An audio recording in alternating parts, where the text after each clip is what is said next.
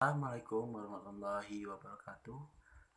Saya perkenalkan, nama saya Rizky Setiawan. Saya berasal dari STI Total Win. Nah, di sini saya mengambil jurusan manajemen. Di sini saya akan menjelaskan tentang apa itu forecasting. Oke, selamat menyaksikan.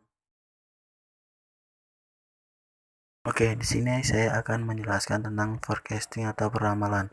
Forecasting atau peramalan adalah aktivitas memprediksi atau memperkirakan apa yang akan terjadi di masa yang akan datang dengan waktu yang relatif lama. Fungsi peramalan akan diketahui ketika pengambil keputusan. Pengambilan keputusan yang baik adalah keputusan yang berdasarkan atas pertimbangan apa yang akan terjadi di waktu keputusan tersebut dijalankan.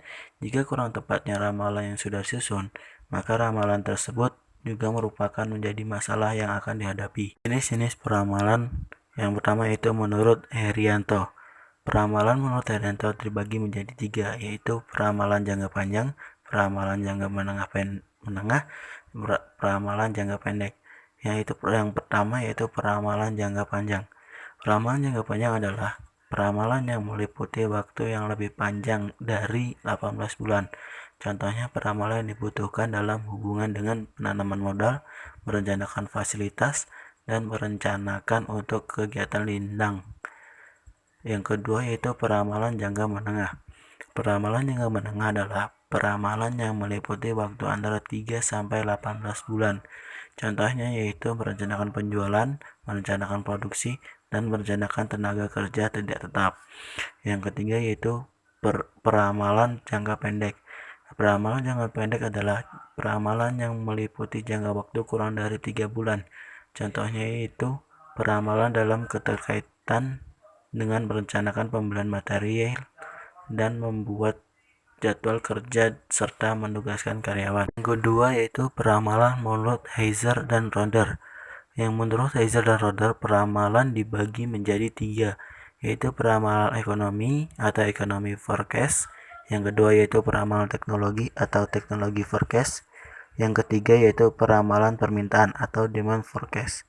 Yang pertama yaitu peramalan ekonomi atau ekonomi forecast adalah peramalan yang membahas tentang siklus bisnis dengan memprediksikan tingkat inflasi tersedia uang, dana yang diperlukan untuk pembangunan perumahan, dan indikator perencanaan lainnya.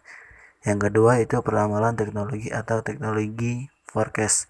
Peramalan ini memahami tingkat kemajuan teknologi yang bisa meluncurkan produk baru yang menarik, yang memerlukan pabrik dan peralatan yang baru.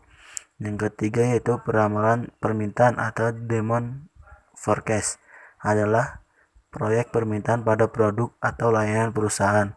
Proyeksi permintaan produk atau layanan suatu perusahaan. Peramalan ini juga bisa disebut dengan peramalan penjualan yang menjadi pengendali produksi, kapasitas, dan juga sistem penjadwalan, dan menjadi input untuk perencanaan keuangan, pemasaran, dan sumber daya manusia. Yang ketiga yaitu peramalan menurut Suparto dan Asri.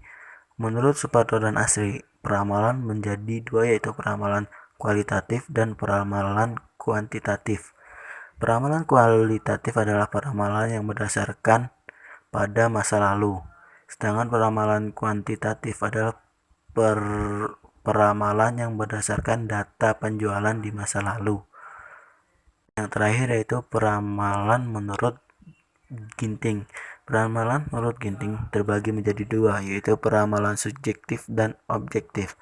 Peramalan subjektif adalah peramalan yang berdasarkan perasaan atau intuisi dari orang yang menyusunnya.